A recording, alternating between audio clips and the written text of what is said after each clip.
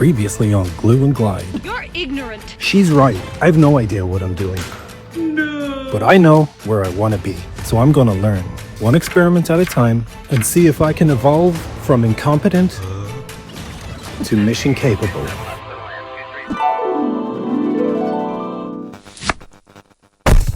Well, this is where we are, people. Incompetent. And after last time, it's clear that number one on my to-do list is more practice with foamboard. So to help me improve, I wanted a small home project. Something quick that lets me practice building aircraft. Then I stumbled onto something. Ow! Fuck! So here's a segue. You may be aware, kids exist.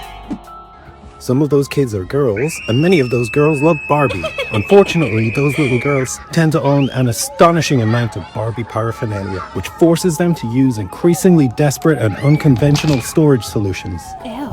And in our house, there's one main culprit. And according to my daughter, it's not her. It's actually Chelsea, Barbie's little sister. She's rich as hell, she owns multiple properties, loves sparkly unicorns, and has more shoes than a Foot Locker warehouse. They're flipping everywhere. But she's a little bit, how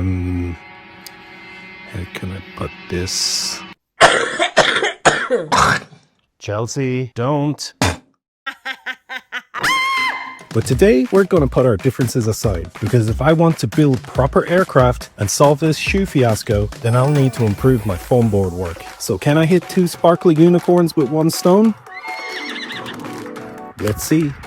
Now bear with me here, because it turns out many home-built aircraft use simple rectangular fuselages, and those fuselages use the same techniques I need to practice. Bevel cuts, score folds, straight cuts, and glue joints. Take a look at this experimental airline's fuselage. It's basically a long box glued together. And shoe racks are basically boxes with shelving, which means Chelsea's shoe storage problem and aircraft fuselages have more in common than they probably should. And provided I don't make a complete mess of things, I might even score some points with my little girl. Which brings us to Experiment 3. Build a wingless fuselage for tiny plastic shoes. Cheers, everyone. So to begin, the first step was to mark this bad boy out. I was not working off plans, I just kind of winged it. And I chose this pen because I love to write with it, which was a terrible decision because it smudged and it looked awful. And in future, I'll be working with pencil for this kind of task. Oh, it looks like someone got a new ruler.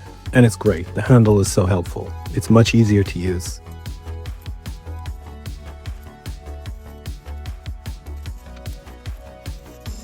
So when it came to cutting, I'd watched some videos and done a bit of homework. The biggest improvement is to make 2 or 3 passes when cutting. It definitely benefited my cuts. I was a lot happier when my knife worked this time around.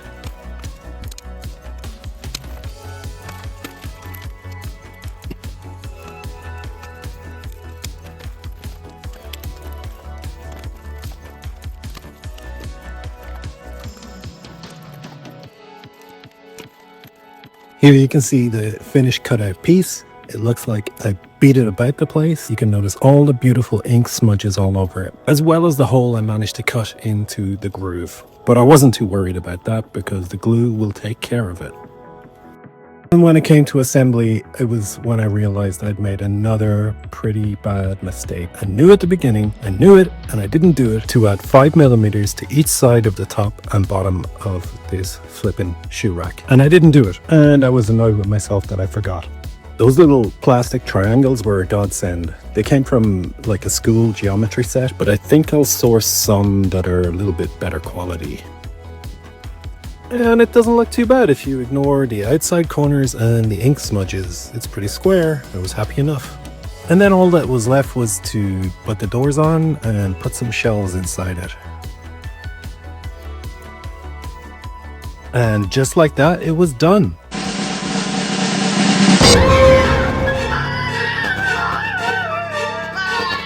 Well, what did you expect? I'm learning, but at least it can't get much worse.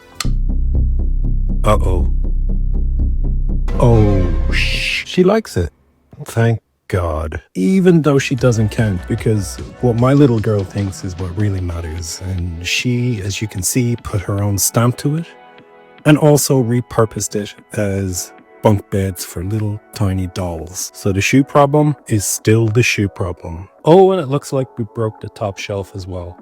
But let's investigate this monstrosity anyway, because I'm sure there's lots of learning to be had. So first, let's look at the good. And I got a chance to practice cutting, and I feel it's improving, which is good. But the bad, it started with the plans, which put me on the wrong path from the get-go, even though I knew I had to fix parts of it, which I didn't do. Then there was the choice of writing implement, and pen is a terrible choice. No more pens.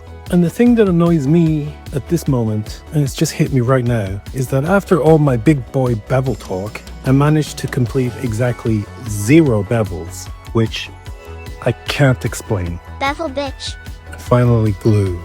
My gluing is awful, and I need to improve. So let's wrap up the first part of this episode and head over to the lab notebook. My final self-assessed score for this wingless fuselage for tiny shoes is meh out of 10. And scientifically speaking, meh is a number between 3 and 4. Oh, I nearly forgot it. And you're wondering the same thing as I am. Does it glide? Of course it doesn't.